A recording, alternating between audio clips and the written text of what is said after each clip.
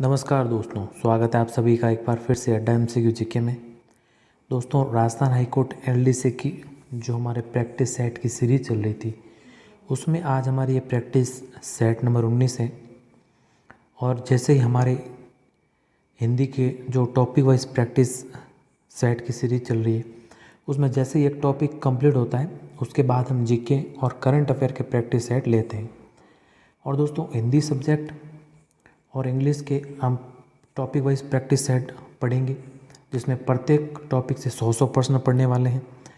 और जो हमारे राजस्थान जीके का और करंट अफेयर का पोर्शन है हमारे सिलेबस के अनुसार उसमें हम 50-50 प्रश्न मिश्रित प्रश्नों को पढ़ने वाले हैं। और जैसे ही दोस्तों हमारे टॉपिक वाइज हिंदी में और इंग्लिश में कंप्लीट होंगे उसके पश्चात हम मैराथन क्लासेस भी पढ़ेंगे। आपके मॉडल पेपर्स भी आएंगे 150 प्रश्नों के आपके परीक्षा पैटर्न के अनुसार। तो इससे पहले भी कुछ प्रैक्टिस सेट अपलोड हो चुके हैं चैनल पर, अगर आपने वो नहीं देखे तो राजस्थान हाईकोर्ट LDC नाम से प्लेलिस्ट बनी है, उसमें जाकर आप इन वीडियोस को देख सकते हैं। ये आपके परीक्षा की दृष्टि से महत्वपूर्ण साबित होंगे। तो शुरू करने से पहले अगर आपने इस चैनल को सब्सक्राइब नहीं किया है तो इस चैनल को सब्सक्राइब करें, पास में स्थित बेल आइकन को दबाएं ताकि समय समय पर आपको नोटिफिकेशंस मिलते रहें वीडियो अपलोड होने पर। तो बिना देरी के दोस्तों शुरू करते हैं आज के हमारे पहले प्रश्न के साथ। और दोस्तों, शुरू करने से पहले आपको एक चीज़ बता दूं कि जो आपके जीके का पोर्शन है, जीके में ध्यान रखिएगा कि हाल फिलहाल में आप पहले तो इंडियन जो जीके है आपके इंडियन हिस्ट्री है, भले कोई सा भी उसमें पोर्शन है उसको पहले आप स्किप करें, इसको ना पढ़ें। केवल आप जो फोकस है वो हिंदी और इंग्लिश पर ही रखें। और ख़ास तौर में जीके में राजस्थान का जीके इस पर थोड़ा ज़्यादा फोकस करें। और राजस्थान के जीके में भी जो राजस्थान की जियोग्राफी है इसमें थोड़े पर्सन आपके ज़्यादा आएंगे, क्योंकि इसमें आपके लगभग 8 से 9 पर्सन आने वाले हैं। और राजस्थान की हिस्ट्री और राजस्थान की जो आपके आर्ट एंड कल्चर है उसमें से आपके लगभग 10-11 पर्सन आएंगे। करंट अफेयर भी महत्वपूर्ण होगा इसमें। करंट अफेयर से आपके 13 पर्सन आने वाले हैं, 13 से 14 पर्सन। और जो इंडियन जियोग्राफी उनमें से आपके 3 पर्सन आएंगे और ज़्यादा से ज़्यादा मान लीजिए 4 पर्सन आने वाले हैं। तो कुल मिलाकर आपको इंडियन जीके अभी स्किप करना है। इंडियन जीके का मतलब ये हुआ कि अगर आप इंडियन हिस्ट्री पढ़ रहे हैं तो उसको स्किप कीजिए, इनमें से आपके पर्सन नहीं आने वाले हैं, ठीक है। तो जो फोकस वाली चीज़ है वो केवल आप राजस्थान का जीके और करंट अफेयर पर आपको फोकस करना है। और हमारे जो ये प्रैक्टिस सेट आ रहे हैं इसमें इसी पैटर्न के अनुसार हम पर्सन लेके आ रहे हैं। तो ये प्रैक्टिस सेट आपके लिए महत्वपूर्ण साबित होने वाला है। तो बिना देरी के हमारे प्रश्न की ओर आते हैं दोस्तों। पहला प्रश्न दे रखा है, निम्नलिखित में से कौन सा अभिलेख महाराणा कुंभा के लेखन पर प्रकाश डालता है। तो इनमें से कौन सा अभिलेख है जो महाराणा कुंभा के लेखन पर प्रकाश डालता है।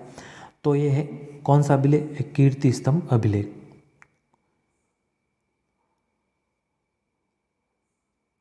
या फिर कीर्ति स्तंभ प्रशस्ति। तो इसका जो विकल्प अ है वो यहाँ पर सही उत्तर है। और कीर्ति स्तंभ प्रशस्ति के जो प्रशस्तिकार थे वो थे कौन, महेश भट्ट, महेश भट्ट। और दोस्तों इसमें महाराणा कुंभा के अलावा बप्पा से लेकर यहाँ पर महाराणा कुंभा तक इसमें वंशावली का वर्णन है। तो इस चीज़ को भी थोड़ा आप ध्यान में रखिएगा। और इसके प्रशस्तिकार कौन है, वो है महेश भट्ट। और अविकल्प है जो इस प्रश्न का हमारे सही उत्तर होगा। अगला है आप 3 नंबर प्रश्न, गलत युग्म चुनिए। अब यहाँ पर गलत युग्म को चुनना है। यहाँ पर तो आपके छतरियाँ दे रखी है और यहाँ पर स्थल दे रखे कहाँ पर ये स्थित है। पहला देखिए, जो पहला विकल्प दे रखा हमारे 84 खंभों की छतरी, तो ये कहाँ पर है, ये यहाँ पर कोटा में नहीं है, ये कहाँ पर है, बूंदी में। 84 खंभों की छतरी कहाँ पर है, बूंदी में। ब्राह्मण देवता की छतरी ये है आपके मंडोर में, ये तो सही है। तो गलत कौन सा, एक तो है 1 नंबर। और अगला दे रखा 3 नंबर जो मामा भांजा की छतरी, वो आपके दे रखी जयपुर में, ये जयपुर में नहीं, ये कहाँ पर है, जोधपुर में। कहाँ पर है, जोधपुर में। तो तीसरा भी आपके गलत हो गया। अगला 4 नंबर दे रखा है कुंवर पृथ्वीराज की छतरी जो कि कुंभलगढ़ में है, ये आपके सही है। तो 1 और 3 अब किस विकल्प में है, ये दिख रहा है विकल्प ब में। तो विकल्प ब हमारे यहाँ पर सही उत्तर है। 84 खंभों की छतरी है बूंदी में, मामा भांजा की छतरी है जोधपुर में। ये 2 जो युग्म है ये यहाँ पर गलत है। अगला 3 नंबर प्रश्न है, सुदर्शनगढ़ का किला निम्नलिखित में से किस दुर्ग का अन्य नाम है? बेहद ही शानदार प्रश्न दोस्तों। तो जो सुदर्शनगढ़ का किला है ये किस अन्य दुर्ग का नाम है? ये नाहरगढ़ दुर्ग जो कि जयपुर में, इसका नाम है। सविकल्प है यहाँ पर सही उत्तर। 4 नंबर प्रश्न, चार चौमा का शिव मंदिर राजस्थान के किस जिले में अवस्थित है? ये भी शानदार प्रश्न है दोस्तों। तो जो चार चौमा शिव मंदिर है वो कहाँ पर है? कोटा में। कहाँ पर है? कोटा में। विकल्प अ सही उत्तर। 5 नंबर प्रश्न, अधोलिखित युद्धों का सही कालानुक्रम है? बेहद ही शानदार प्रश्न दोस्तों, कई बार रिपीट हुआ प्रश्न है ये, अनेक सी परीक्षाओं में पूछा गया है। और ध्यान रखिए जितने भी इसमें आपके जो 50 प्रश्न दे रखे हैं करंट अफेयर को छोड़कर दोस्तों, आपके जितने भी जो प्रश्न हैं जीके के, ये कोई ना कोई परीक्षा में आए हुए हैं। राजस्थान की जो पिछली भर्ती परीक्षा हुई है उनमें ये आए हुए हैं, उन्हीं का ये दोस्तों यहाँ पर संग्रह है। तो ये भी प्रश्न बार बार रिपीट हुआ है। तो यहाँ पर क्या करना है, इनको क्रम में जमाना है। अब देखिए जो तराइन का युद्ध दे रखा है, प्रथम युद्ध, ये कब हुआ? तो तराइन के प्रथम युद्ध की बात करें तो ये 1191 में हुआ। कब हुआ? 1191 में। तो यहाँ पर 1 नंबर ये आ जाएगा। फिर उसके पश्चात बात करें कौन सा युद्ध हुआ? फिर उसके पश्चात युद्ध हुआ था दोस्तों कौन सा? आपके गिरी सुमेल का युद्ध। गिरी सुमेल का युद्ध हुआ आपके 1544 में लगभग। और इसके पश्चात जो युद्ध हुआ वो हुआ था हल्दी घाटी। आपको पता ही होगा ये कब हुआ था? हल्दी घाटी का युद्ध 1576 में। और अंतिम जो है वो आपके दिवेर का युद्ध। दिवेर का युद्ध हुआ था दोस्तों 1606 में। कब हुआ? 1606 में। तो 1 4 2 3, तो 1 4 2 3 वो यहाँ पर किस विकल्प में है? ये है हमारे विकल्प ब। तो विकल्प ब है वो हमारे यहाँ पर सही उत्तर होगा। तो इन सन को ध्यान रखिएगा। तराइन का प्रथम युद्ध 1191, गिरी सुमेल का युद्ध 1544 आपके, और हल्दी घाटी का युद्ध ये हुआ 1576 में। दिवेर का युद्ध अंतिम ये हुआ 1606 में। तो इसका 1 4 2 3 ये यहाँ पर सही कालानुक्रम है। अगला प्रश्न है 6 नंबर प्रश्न, बेणेश्वर का मेला कब भरता है? ये भी अच्छा प्रश्न दोस्तों, कई बार रिपीट हुआ प्रश्न ये भी। तो जो बेणेश्वर का मेला है ये कब भरता है? ये पड़ता है माघ पूर्णिमा को। कब भरता है? माघ पूर्णिमा को। और बेणेश्वर जो ये मेला है कहाँ पर भरता है? डूंगरपुर में। कहाँ पर भरता है? डूंगरपुर में। और ये जो नदियाँ हैं सोम, माही और जाकम के संगम पर ये मेला भरता है। और इस मेले को दोस्तों आदिवासियों का कुंभ भी कहा जाता है। इस मेले को आदिवासियों का क्या कहा जाता है? कुंभ भी इस मेले को कहा जाता है। डूंगरपुर में भरता है सोम, माही, जाकम के संगम पर और माघ पूर्णिमा को। तो द विकल्प है जो यहाँ पर है हमारे सही उत्तर। अगला है 7 नंबर प्रश्न, बिलड़ा का संबंध किस लोक देवी से है? तो दोस्तों बिलड़ा का संबंध जो कि कहाँ पर है? जोधपुर जिले के अंतर्गत जाता है।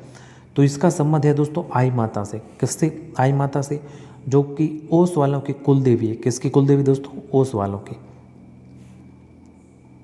स विकल्प सही उत्तर है यहाँ पर। अगला 8 नंबर प्रश्न है, कुंगाली आभूषण शरीर के किस भाग में पहना जाता है? तो जो कुंगाली आभूषण है ये दोस्तों गले में पहना जाता है। कहाँ पर? गले में। द सही उत्तर होगा यहाँ पर। अगला है 9 नंबर प्रश्न, किस लोक देवता का मंदिर लूणी नदी के किनारे स्थित है? तो ये भी अच्छा प्रश्न है। तो बताइए कहाँ पर स्थित है ये लूणी नदी के किनारे? किस लोक देवता का मंदिर स्थित है ये पूछा है। तो मल्लीनाथ जी का मंदिर। किनका? मल्लीनाथ जी का मंदिर, जो कि कहाँ पर है? तिलवाड़ा में। तिलवाड़ा बाड़मेर में। तो स विकल्प है जो यहाँ पर है सही उत्तर। और ध्यान रखिएगा दोस्तों, जो भी आपके जो लोक देवता है इनमें से मुख्यतः रामदेव जी, तेजा जी, गोगा जी, मल्लीनाथ जी, और इनसे ही लगभग प्रश्न बनता है। तो इनको आप अच्छे से थोड़ा पढ़कर जाइएगा। अगला है 10 नंबर प्रश्न, आगी बाण के संपादक थे? तो ये भी अच्छा प्रश्न है दोस्तों। तो आगी बाण के संपादक कौन थे? जय नारायण व्यास। कौन थे? जय नारायण व्यास। अविकल्प है जो यहाँ पर सही उत्तर है। 11 नंबर प्रश्न है, भीलों के वस्त्रों के संदर्भ में फेंटा है? तो फेंटा क्या है दोस्तों? फेंटा एक प्रकार की क्या है? पगड़ी है। क्या है? पगड़ी। एक प्रकार के सिर का वस्त्र जिसे पगड़ी है ये। और ब विकल्प है जो यहाँ पर सही उत्तर है। कर्नल जेम्स टॉड ने किस युद्ध को मेवाड़ का मैराथन कहा था? तो कर्नल जेम्स टॉड ने दिवेर के युद्ध को, किस युद्ध को? दिवेर के युद्ध को मेवाड़ का मैराथन कहा था। और मेवाड़ की दोस्तों थर्मोपोली कहा जाता है किसे? हल्दी घाटी के युद्ध को, इसको भी ध्यान रखिएगा। मेवाड़ की थर्मोपोली कहा जाता है हल्दी घाटी के युद्ध को, और दिवेर के युद्ध को कर्नल जेम्स टॉड ने मेवाड़ का मैराथन कहा। तो स विकल्प है जो यहाँ पर सही उत्तर है। अब 13 नंबर प्रश्न है, सम्राट अकबर ने किस संत को फतेहपुर सीकरी में आमंत्रित किया था? तो सम्राट अकबर ने किस संत को फतेहपुर सीकरी में आमंत्रित किया? तो दोस्तों दादू दयाल जी को। किसको? दादू दयाल जी को फतेहपुर सीकरी में अकबर ने आमंत्रित किया था। तो ब विकल्प है जो यहाँ पर सही उत्तर है। 14 नंबर प्रश्न, आमेर के जय सिंह प्रथम को मिर्जा राजा की उपाधि किसने दी थी? तो मिर्जा राजा की उपाधि ये दी गई शाहजहाँ द्वारा। किसके द्वारा? शाहजहाँ द्वारा। स विकल्प है जो सही उत्तर होगा। 15 नंबर प्रश्न है, विषम घाटी पंचानन कौन से राजा को कहा गया? ये भी अच्छा प्रश्न है दोस्तों। तो सबसे पहले बात करें विषम घाटी पंचानन की, इसका अर्थ क्या होता है?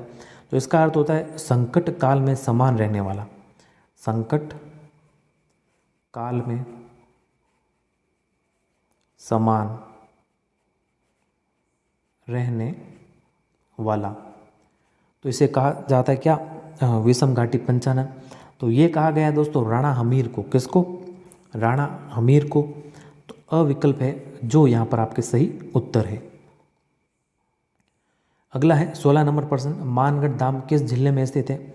अच्छा प्रश्न दोस्तों ये भी। तो मानगढ़ धाम है जो कि है बांसवाड़ा जिले में। कहाँ पर है? बांसवाड़ा जिले में। स विकल्प यहाँ पर सही उत्तर है। और यहाँ पर दोस्तों गुरु गोविंद गिरी के नेतृत्व में 1500 भीलों ने अपना बलिदान दिया था। तो राजस्थान का जलियांवाला भी इससे कहा जाता है, जलियांवाला बाग भी। तो इसका सही उत्तर जो है वो ये यहाँ पर विकल्प स। अगला है 17 नंबर प्रश्न, 24 बानिया ग्रंथ का संबंध किस लोक देवता से है? तो 24 बानिया ग्रंथ का संबंध ये है दोस्तों रामदेव जी से। किससे? रामदेव जी से। और रामदेव जी दोस्तों ऐसे लोक देवता है जो क्या थे? कवि भी थे। और इनका ग्रंथ कौन सा है? 24 बनिया या 24 बानिया। अगला है 18 नंबर प्रश्न, सिंध का बाग या मर्तकों का टीला हड़प्पा सभ्यता के किस पुरा स्थल को कहा जाता है?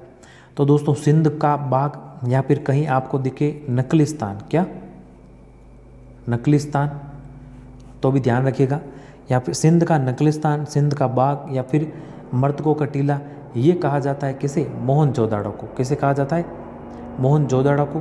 तो द विकल्प है जो यहाँ पर आपके सही उत्तर होगा। और इसकी जो खोज की गई थी वो रखालदास बनर्जी द्वारा कब? 1922 में। कब की गई थी? 1922 में रखालदास बनर्जी द्वारा इसकी खोज हुई थी। तो जो द विकल्प है वो यहाँ पर इसका सही उत्तर होगा। 19 नंबर प्रश्न है, अकबर ने राणा प्रताप को समझाने के लिए किसको प्रथम दूत के रूप में भेजा? तो दोस्तों अकबर ने राणा प्रताप को समझाने के लिए उनको दोस्तों मेवाड़ को अपने अधीन करने के लिए 4 दूत भेजे थे। ये भेजे थे दोस्तों, एक ट्रिक है आप याद कर सकते हो, जमाल भाटो, ये ट्रिक है, इसको थोड़ा ध्यान रखिएगा। तो ये इनका क्रम भी है। ज से है दोस्तों यहाँ पर क्या? जलाल खां कोरची, क्या है? जलाल खां। माँ से है आपके मान सिंह, क्या है? मान सिंह। ब से है दोस्तों आपके भगवंत दास। और ट से यहाँ पर टो से है टोडरमल। तो ज से क्या है? जलाल खां। माँ से है आपके मान सिंह। ब से है क्या? भगवंत दास। और ट से है आपके टोडरमल। तो सबसे पहले भेजे गए थे जलाल खां कोरची, दूसरे नंबर पर मान सिंह, तीसरे नंबर पर आपके भगवंत दास और चौथे नंबर पर भेजे गए टोडरमल। तो इनका ये क्रम है, तो इस क्रम को भी ध्यान रखिएगा। हमें क्या पूछा है? प्रथम दूत के रूप में किसे भेजा गया था? तो जो प्रथम दूत के रूप में भेजा गया था वो भेजा गया था जलाल खां को। किसको? जलाल खां को। तो जो हमारे सही उत्तर है वो है विकल्प ब, जमाल भाटो। ध्यान रखिएगा, अकबर ने राणा प्रताप को समझाने के लिए ये दूत भेजे थे। तो इनके दूतों का ये क्रम है और इनके नाम भी इस ट्रिक से आप याद कर सकते हो। 20 नंबर प्रश्न, निम्न में से कौन पंचपीर नहीं है? तो इनमें से कौन है जो पंचपीर नहीं है? तो पंच पीरों की भी दोस्तों एक ट्रिक है, ध्यान रखिएगा। पाबू, हड़बू, रामदेव, मांगलिया, मेहा।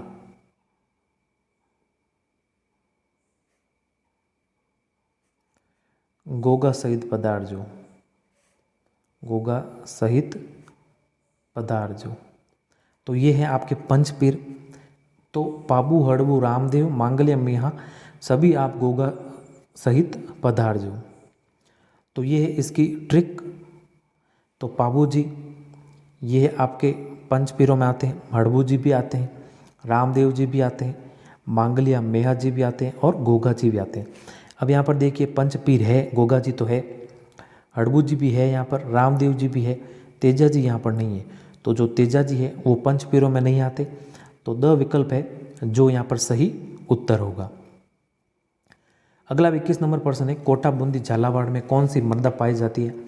तो हाड़ौती क्षेत्र में दोस्तों आप सभी को पता है, आसान सा प्रश्न, मध्यम काली मृदा। किस प्रकार की मृदा पाई जाती है यहाँ पर? मध्यम काली मृदा। तो द विकल्प है जो कि यहाँ पर सही उत्तर है। अगला है 22 नंबर प्रश्न, निम्नलिखित को मिलाइए। अब इनका आपस में हमें मिलान करना है। यहाँ पर तो परियोजनाएं दे रखी है और यहाँ पर दे रखे हैं आपके स्थान, कौन कौन से स्थान पर है। तो इस प्रकार के प्रश्नों को करने के लिए ABCD इस प्रकार लिख दें। अब देखिए सबसे पहले सिद्धमुख परियोजना को देखें।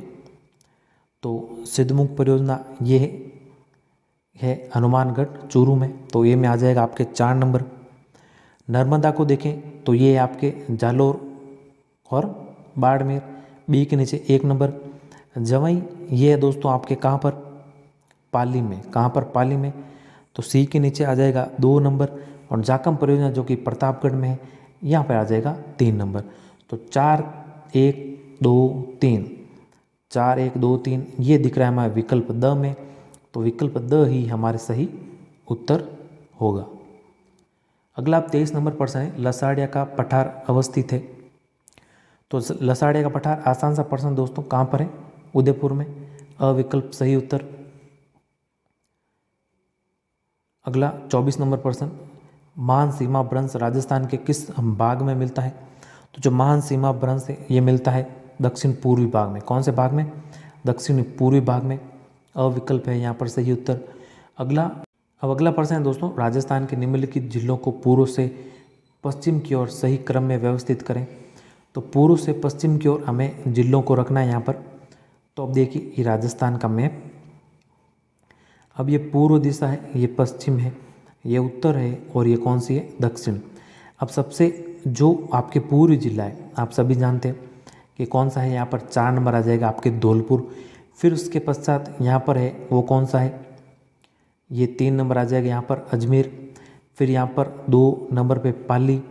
फिर यहाँ आ जाएगा 1 नंबर पे कौन सा? जैसलमेर। तो 4 3 2 और 1, तो 4 3 2 1 वो है हमारे विकल्प स में। तो विकल्प स यहाँ पर आपके सही उत्तर होगा। अगला 26 नंबर प्रश्न है, गोवंश की कौन सी नस्ल मालानी भी कहलाती है? ये भी अच्छा प्रश्न। तो थारपारकर नस्ल कौन सी?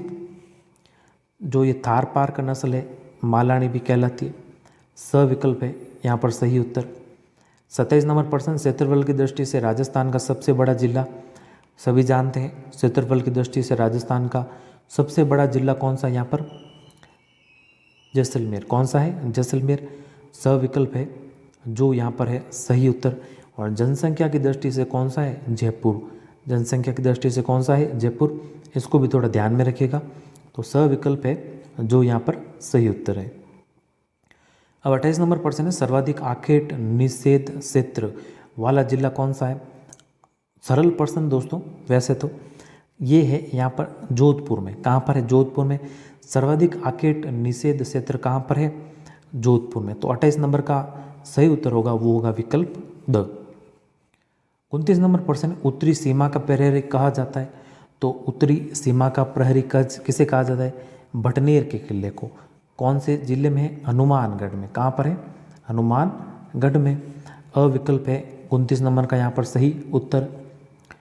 30 नंबर प्रश्न है, निम्न में से किस क्षेत्र में सीताबाड़ी का मेला लगता है? तो किस क्षेत्र में लगता है? यहाँ पर हाड़ौती क्षेत्र में, और हाड़ौती में भी कहाँ? बारां में। कहाँ पर लगता है? बारां में। अविकल्प है जो यहाँ पर सही उत्तर होगा। 31 नंबर प्रश्न है, मेवाड़ में सर्वप्रथम चित्रकला की शुरुआत किसने करवाई? तो मेवाड़ में सर्वप्रथम यहाँ पर चित्रकला की जो शुरुआत है वो करवाई गई तेज सिंह द्वारा। किसके द्वारा? तेज सिंह द्वारा। और यहाँ पर दोस्तों सर्वप्रथम श्रावण प्रतिक्रमण सूत्र चूर्णी, श्रावण प्रतिक्रमण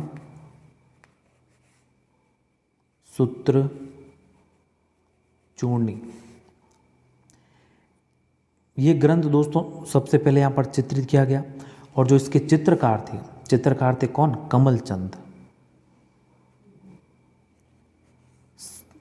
यहाँ पर स विकल्प है, द लिखा हुआ है, थोड़ा मिसप्रिंट है, तो जो स विकल्प है वो यहाँ पर सही उत्तर होगा, तेज सिंह। मेवाड़ में सर्वप्रथम चित्रकला की शुरुआत किसने करवाई? तेज सिंह ने करवाई। अगला है 32 नंबर प्रश्न, मिनी पुष्कर के नाम से जाना जाता है। बेहद ही शानदार, महत्वपूर्ण, इंपॉर्टेंट प्रश्न दोस्तों, स्टार लगा लीजिएगा इसको। तो सबसे पहले पुष्कर किसे कहा जाता है? यहाँ कहाँ पर है? ये मैन पुष्कर है जो अजमेर में। कहाँ पर है? अजमेर में। प्रतिवर्ष कार्तिक पूर्णिमा को यहाँ पर मेला लगता है। और मिनी पुष्कर दोस्तों कहा जाता है धानेश्वर को। किसे कहा जाता है? धानेश्वर को। तो स विकल्प है जो है सही उत्तर। और ये धानेश्वर कहाँ पर है? भीलवाड़ा में। कहाँ पर है? भीलवाड़ा में। इसको भी थोड़ा आप ध्यान में रखिएगा। अगर जिला पूछे कि मिनी पुष्कर कहाँ पर है, तो मिनी पुष्कर है आपके भीलवाड़ा में। और धानेश्वर कहाँ पर? धानेश्वर। तो स विकल्प है ये यहाँ पर सही उत्तर होगा। 33 नंबर प्रश्न है, वॉली स्मैश सर्विस शब्द किस खेल से संबंधित है? ये भी अच्छा प्रश्न दोस्तों। इसी प्रकार के प्रश्न आपको देखने को एग्जाम में ज़रूर मिलेंगे, ध्यान रखिएगा। या तो जितने भी कप है, जितने भी दोस्तों कप होते हैं उनको ध्यान रख लीजिएगा, याद कर लीजिएगा ये कप कौन सा किस खेल से संबंधित है। और जिसमें भी ऐसे शब्द है जैसे वॉली स्मैश सर्विस, ये वाले जैसे शब्द है, प्रत्येक जो भी खेल है दोस्तों, मुख्यतः आपके क्रिकेट है, फुटबॉल है, वॉलीबॉल है, टेबल टेनिस है, या लॉन टेनिस है, या फिर हैंडबॉल है, या फिर खो खो है, ऐसे जो भी खेल है दोस्तों, या फिर बास्केटबॉल है, इनसे संबंधित जितने भी कप और इनसे संबंधित जितने भी शब्द है, इनको आप देखकर जरूर जाइएगा। ऐसे प्रश्न आपको पूछ सकते हैं एग्जाम में। तो वॉली स्मैश सर्विस शब्द ये किस खेल से संबंधित है? ये लॉन टेनिस है। किससे है? लॉन टेनिस से। अविकल्प है जो यहाँ पर सही उत्तर है। अगला है, राष्ट्रीय पंचायती राज दिवस कब मनाया जाता है? तो राष्ट्रीय पंचायती राज दिवस प्रतिवर्ष 24 अप्रैल को। कब मनाया जाता है? प्रतिवर्ष 24 अप्रैल को। इम्पोर्टेंट प्रश्न है थोड़ा दोस्तों, इसको ध्यान रखिएगा। और अभी हाल ही में 2022 में कौन सा राष्ट्रीय पंचायती राज दिवस मनाया गया? तो ये मनाया गया 12वां। अब 12वें के हिसाब से अनुमान लगाइए कि पहला कब मनाया गया था? पहला मनाया गया था आपके 2010 में। कब मनाया गया था? 2010 में। और इस थीम को भी थोड़ा ध्यान रखिएगा, हर बार थीम कोई ना कोई रखी जाती है, लेकिन इस बार की कोई थीम नहीं थी।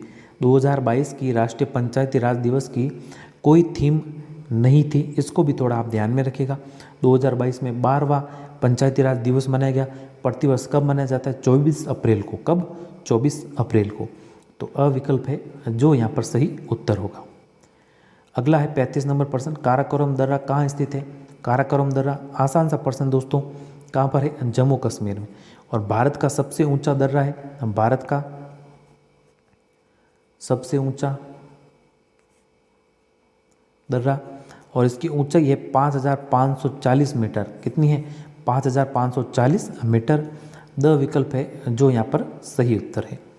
अगला 16 नंबर प्रश्न, कई बार रिपीट हुआ प्रश्न दोस्तों, पाक जल संधि निम्न में से किसको अलग करती है? तो पाक जल संधि है ये अलग करती है दोस्तों किसको? भारत व श्रीलंका को। किसको? भारत व श्रीलंका को। ऐसे भी पूछा जाता है कि भारत व श्रीलंका को अलग करने वाली जल संधि कौन सी है? तो यह पाक जल संधि। ध्यान रखिएगा, पाक से यहाँ पर पाकिस्तान नहीं है। तो भारत और श्रीलंका को अलग करने वाली जो जल संधि है वो है पाक जल संधि।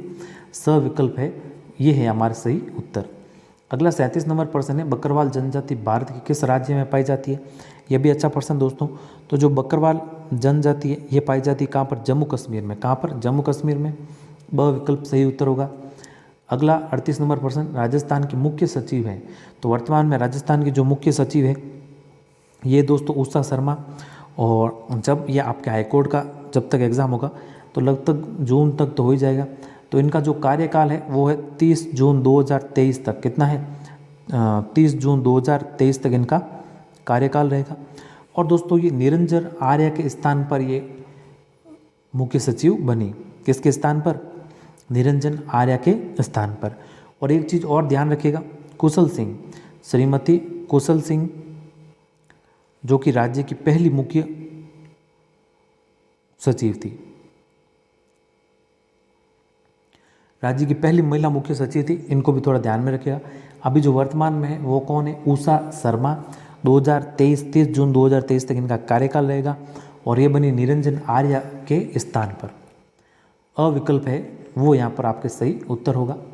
अगला 39 नंबर प्रश्न है, महिला एवं बाल विकास विभाग राजस्थान सरकार द्वारा बेटी बचाओ बेटी पढ़ाओ योजना की राज्य ब्रांड एम्बेसडर किसे बनाया गया? शानदार प्रश्न दोस्तों, इंपॉर्टेंट प्रश्न करंट की दृष्टि से। तो जो बेटी बचाओ बेटी पढ़ाओ योजना के ब्रांड एम्बेसडर है ये बनाया गया पैराशूटर अवनी लखेरा को। किसको? पैराशूटर अवनी लखेरा को।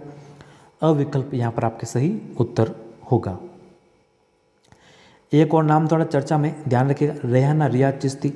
ये है आपके महिला आयोग की अध्यक्ष है। कौन है? महिला आयोग की अध्यक्ष है। इनको भी थोड़ा आप ध्यान में रखिएगा।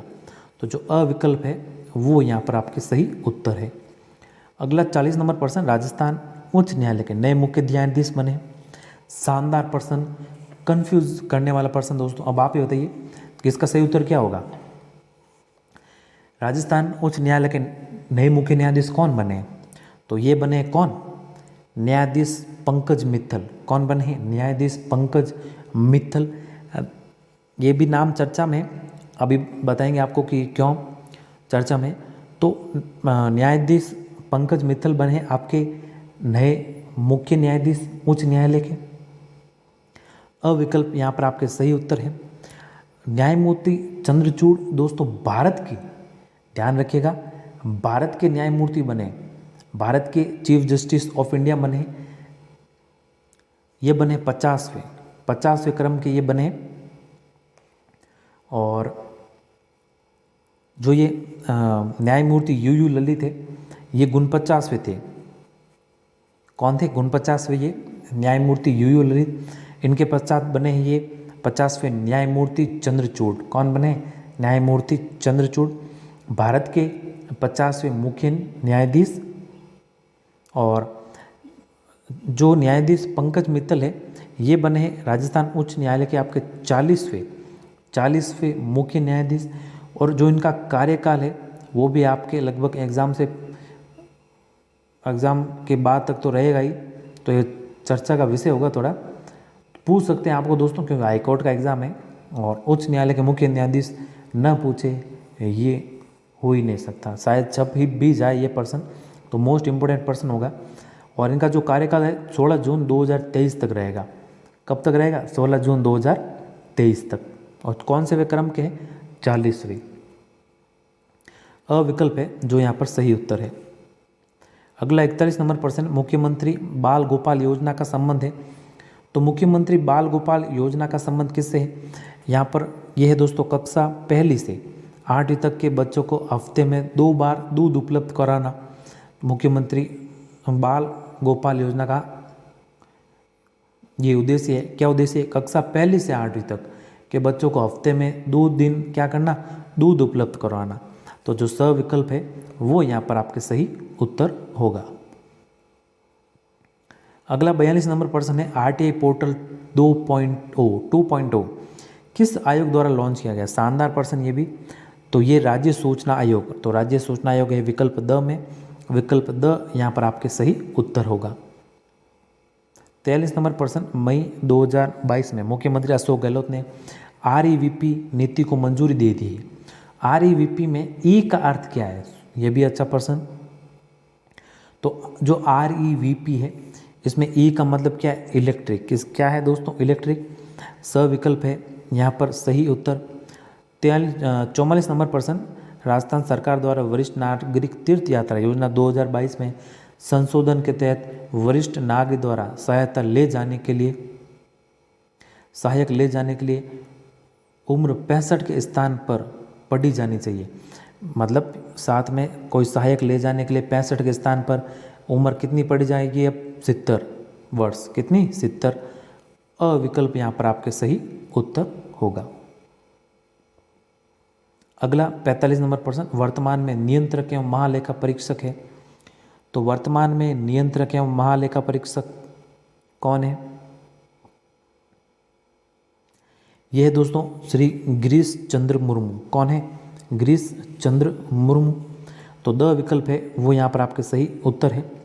ध्यान रखिएगा, राजीव कुमार का नाम भी चर्चा में है। ये आपके मुख्य चुनाव आयुक्त है। कौन है? मुख्य चुनाव आयुक्त 25वें है। कौन से वे क्रम के हैं? 25वें। इसको थोड़ा ध्यान रखिएगा। और जो तुषार मेहता है वो सॉलिसिटर जनरल,